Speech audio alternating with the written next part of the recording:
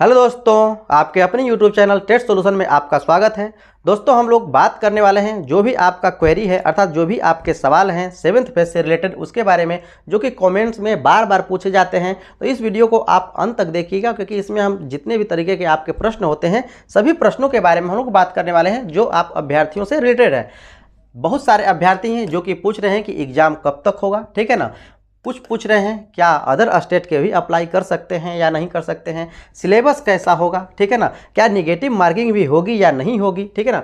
महिलाओं के छूट के बारे में हम लोग बात करने वाले हैं, कैसा छूट मिलेगा, किस प्रकार का छूट मिलेगा, बहुत सारे मैटर हैं, ठीक है ना। कितनी बहाली आएगी, इन सभी के बारे में हम लोग बात करने वाले हैं। तो चलिए हम लोग बारी बारी से हम लोग बात करते हैं। पहला बात हम लोग करते हैं एग्जाम कब तक, क्योंकि ये आपका कॉमन सवाल है, लगभग हर अभ्यर्थियों का सवाल है कि एग्जाम आखिर कब तक होगा, ठीक है ना। तो आप इसको जानिए। जो आपको यहाँ पर 69वीं जो बीपीएससी की परीक्षा होने वाली है वो आपको सितंबर में होने वाली है। बात समझिएगा, यहाँ पर जो 69वीं बीपीएससी की जो परीक्षा होने वाली है आपको सितंबर में होने वाली है, और 99% चांस है कि जो आपका यहाँ पर एग्जाम होने वाला है अभ्यर्थियों को बीपीएससी के थ्रू ही आपको होने वाला है।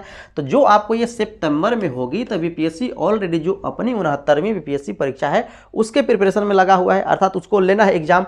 तो जब होगी एग्जाम उस सितंबर से पहले तो होने की चांस है नहीं कि जो आप शिक्षक अभ्यर्थियों का आपका एग्जाम हो जाए। अर्थात जो आपका एग्जाम होने वाला है सितंबर के बाद या तो हो सकता है अक्टूबर में, नहीं तो हो सकता है नवंबर में, नहीं तो हो सकता है दिसंबर में 2023 के, ठीक है ना। यही आपको 3 माह है, ठीक है ना। अब यहाँ से आप बात करें कि इसमें समय आपको कितना मिलने वाला है, तो 5 महीने, 6 महीने, 7 महीने ये आपको प्रिपरेशन का समय मिलने वाला है, ठीक है ना। आप क्लियर समझिए, क्योंकि जो आपको 69वीं बीपीएससी जो परीक्षा है वो आपको सितंबर में होने वाली है। इतनी बात आपको समझ में आ गई। आगे कुछ लोगों का ये प्रश्न है कि क्या अदर स्टेट वाले भी इसमें अप्लाई कर सकते हैं या नहीं कर सकते हैं। तो यहाँ पर बात किया जाए कि हाँ अप्लाई कर सकते हैं, लेकिन कुछ कॉमन शर्तों के साथ। अब शर्त क्या है इसमें कि जो आपका यहाँ पर उनको रेसिडेंस होना पड़ेगा, अर्थात उनका जो रेसिडेंस अर्थात यहाँ पर उनका आवास हो, जो बिहार में है ना इनका आवास हो। तो सीधा सीधा मतलब यहाँ पर ये है कि जो सीधा यदि बात किया जाए तो इनका कोई मतलब इसमें अप्लाई करने की नहीं है। जो आपको अदर स्टेट वाले हैं, इस बिहार जो स्टेट में है इसमें आप टीचर के लिए अप्लाई नहीं कर सकते हैं। अभी तक का जो भी आपको यहाँ पर रिजल्ट है यही है कि अप्लाई नहीं कर सकते हैं। यहाँ पर जो है बिहार का डोमिसाइल लगने वाला है, ठीक है। तो सीधा सीधा ये बात कर सकते हैं कि यहाँ पर जो अदर स्टेट वाले हैं ये आपको वैलिड नहीं है। आगे कुछ लोगों का प्रश्न है, इसके बारे में बात करते हैं। तो बहुत सारे लोग कर रहे हैं कि सिलेबस कैसा होगा, ठीक है ना। सिलेबस के बारे में बात कर रहे हैं कि सिलेबस कैसा होगा। तो सिलेबस के बारे में तो अदर जो स्टेट हैं उसमें जो आपका सुपर टेट होता है, ध्यान दीजिएगा, यहाँ पर जो आपको सुपर टेट होता है कुछ वैसा ही आपको सिलेबस इस बिहार में भी आपको बीपीएससी के थ्रू आपको जो एग्जाम होगा इसमें आपको लिया जाएगा। जो सुपर टेट हर राज्य लेते हैं तो उसमें आपको मैथ तो होता ही है, रीजनिंग होता है, ठीक है ना, हिंदी होता है, बहुत सारे होते हैं। अब यहाँ पर क्या होगा उसके बारे में हम लोग जो नया नोटिफिकेशन आएगा सिलेबस का उसको जानने के बाद ही हम लोग बता सकते हैं। लेकिन ये आपको पक्का है कि इसमें मैथ होने वाला है, रीजनिंग होने वाला है, ठीक है ना, बहुत सारे चीज़ आपको पेडागोजी संबंधित प्रश्न होने वाले हैं, ठीक है। यहाँ पर जिस राज्य का होता है उस राज्य से रिलेटेड प्रश्न होने वाले हैं। हो सकता है कि इतिहास हो, ठीक है ना, अर्थात ये तो जनरल वालों के लिए, जो आपको प्राइमरी वालों के लिए है उसमें तो आपको नहीं होगा, लेकिन उसके सब्जेक्ट वाइज तो इतिहास वगैरह सभी आपको होने वाले हैं, ठीक है ना। जो भी आपको सब्जेक्ट वाइज है वो आपको होने वाले हैं। अर्थात कॉमन के बारे में बात करें तो जो कॉमन आपको सुपर टेट होता है वैसा ही आपका यहाँ पर सिलेबस होने वाला है। तो आपको सिलेबस के बारे में पूरा डिटेल तभी पता चलेगा जब नए नोटिफिकेशन में सिलेबस को जारी किया जाएगा। और इस तरह से यदि आप प्रिपरेशन करना चाहते हैं तो बिल्कुल आप प्रिपरेशन कर सकते हैं। जैसे अदर सुपर टेट का जो राज्य है वहाँ पर जैसे प्रिपरेशन होता है उस तरह से आप अपना प्रिपरेशन कर सकते हैं। नहीं तो आप यदि केवीएस का प्रिपरेशन किए हैं तो उस हिसाब से भी आप अपना प्रिपरेशन कर सकते हैं।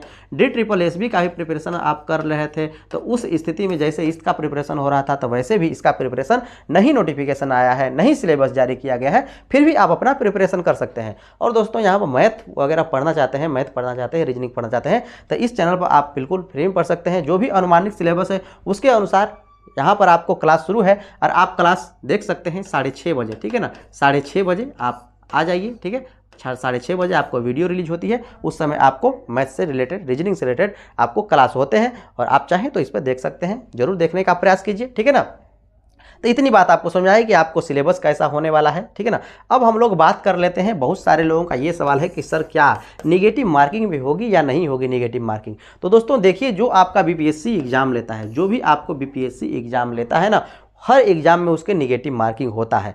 अब इस टीचर वाले एग्जाम में निगेटिव मार्किंग होगा या नहीं होगा, अभी तक के बारे में, संभावना के बारे में बात कर लीजिए तो इसमें संभावना है कि इसमें निगेटिव होगी, ठीक है। लेकिन नए नोटिफिकेशन में हो सकता है कि थोड़ा बहुत कुछ बदलाव हो और उसमें निगेटिव मार्किंग को हटा दिया जाए, तो बात अलग है, ठीक है ना। नहीं तो यूँ तो जो आपको निगेटिव मार्किंग है कि निश्चित आपको होने वाली है, ठीक है। आगे हम लोग बात कर लेते हैं महिलाओं के। तो आप जानते हैं कि महिलाओं का जो आरक्षण है ये आपको 50% का आरक्षण है माहिलाओं को, 50% अर्थात आधी सीट महिलाओं के लिए आरक्षित है। वो सभी क्षेत्र में आपको है, प्रारंभिक में कह लिया जाए प्रारंभिक में, तो माध्यमिक में कहा जाए तो माध्यमिक में भी है, उच्च माध्यमिक में भी आपको है, ठीक है ना। 50% अर्थात सीट कहने का अर्थ है कि ये आपको न्यूनतम जो है वो आपको वहाँ पर रखा गया है। तो न्यूनतम कहने का अर्थ क्या है, यहाँ पर बात समझिए कि न्यूनतम 50 महिला 50%, यहाँ पर जो 50 है ना, यहाँ 50% का अर्थ क्या हुआ, बात समझिए। यदि मान लीजिए कि कोई कैंडिडेट है, वहाँ लेनी है आपको बहाली 101 कैंडिडेट की, यदि आपको 101 कैंडिडेट को बहाली लेनी है तो यहाँ पर 50 आपको पुरुष होने वाले हैं, 50 क्या होने वाले हैं, पुरुष होने वाले हैं, और 51 आपकी क्या हो जाएंगी, महिलाएं हो जाएंगी। 51 आपको यहाँ पर महिलाएं हो जाएंगी, ठीक है ना। 50 पुरुष और आपको यहाँ पर 51 महिलाएं हो जाने वाली हैं। क्यों 51 महिलाएं हो जाएंगी, क्योंकि यहाँ वो बात करें कि न्यूनतम आपको 50% अर्थात 50% से अधिक भी महिलाओं को लिया जा सकता है, ठीक है ना। और यहाँ पर महिलाओं की यदि सीट खाली रह जाती है तो वहाँ पर पुरुष को जगह नहीं दिया जाएगा, ठीक है। ये भी बात आप जानते हैं।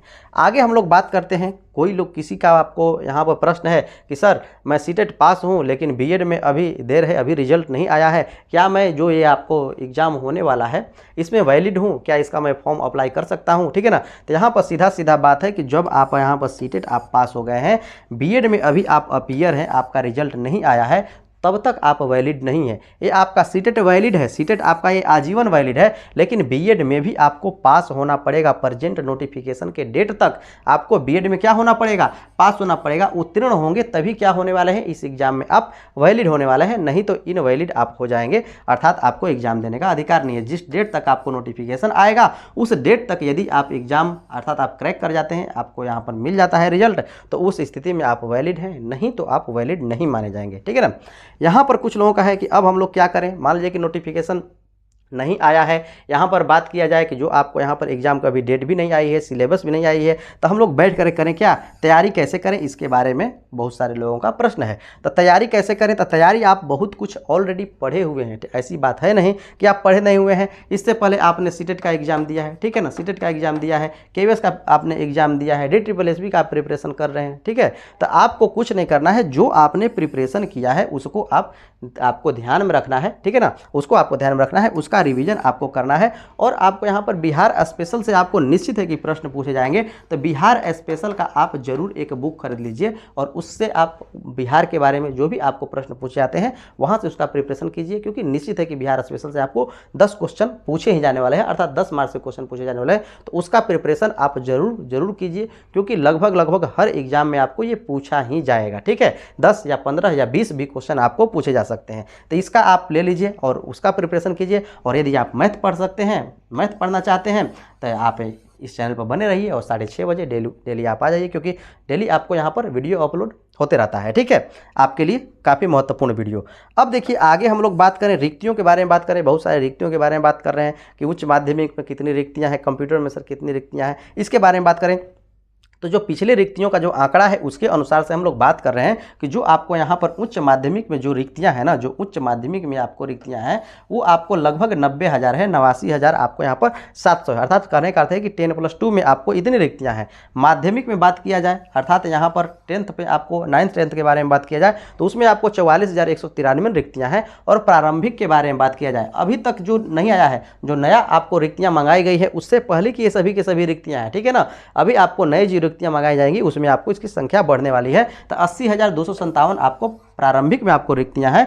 और जो विशेष जो शिक्षक हैं, जो आपको विशेष शिक्षक हैं, उनमें भी आपको 10,000 रिक्तियां हैं। जो विशेष तरह के शिक्षक हैं उनके लिए 10,000 रिक्तियां हैं। और कंप्यूटर साइंस के लिए भी आपको यहाँ पर 10th में आपको यहाँ पर 7360 आपको रिक्तियाँ हैं। तो मैं ऐसा करता हूँ कि ये सारी की सारी बातें आपको समझ में आ गई हैं। यदि आप बहुत सारे लोगों का ये सवाल था, बार बार सवाल पूछा जा रहा था कि जो अदर स्टेट वाले हैं वो वैलिड होंगे कि नहीं होंगे, वैलिड होंगे कि नहीं होंगे, तो आप सीधा सीधा बात समझ जाइए कि यहाँ पर आपको बिहार का डोमिसाइल चाहिए। और आप यदि यहाँ पर बिहार में आपका ज़मीन है, ठीक है ना, निवास प्रमाण पत्र आपके पास है, रजिस्ट्रेंसी है, तो आप यहाँ पर फॉर्म भर सकते हैं। अदरवाइज आप वैलिड नहीं हैं, अदरवाइज इसमें आप वैलिड नहीं है, दूसरे राज्य को मौका नहीं दिया गया है, ठीक है ना। सिलेबस के बारे में आपने समझा कि सिलेबस क्या होने वाला है, क्या हो सकता है, इन सभी मुद्दों पर आपने खुल करके समझा। और मैं ऐसा करता हूं कि आपको सभी बातें अच्छी तरह से समझ में आ गई होगी। तो आपका जो सवाल है, अब आज के बाद ये बातें जितनी भी तरह के मैंने आपको समझाया, अब इस पर सवाल नहीं कीजिएगा। नए नोटिफिकेशन में इसके बाद जो भी आपको होने वाली है, सभी की सभी बातें क्लियर होने वाली हैं। तो चलिए हम लोग मिलते हैं नेक्स्ट इंटरेस्टिंग वीडियो में। और दोस्तों 6:30 बजे जरूर आप क्लास देखिएगा, क्योंकि काफ़ी महत्वपूर्ण क्लास हो रहा है, ठीक है।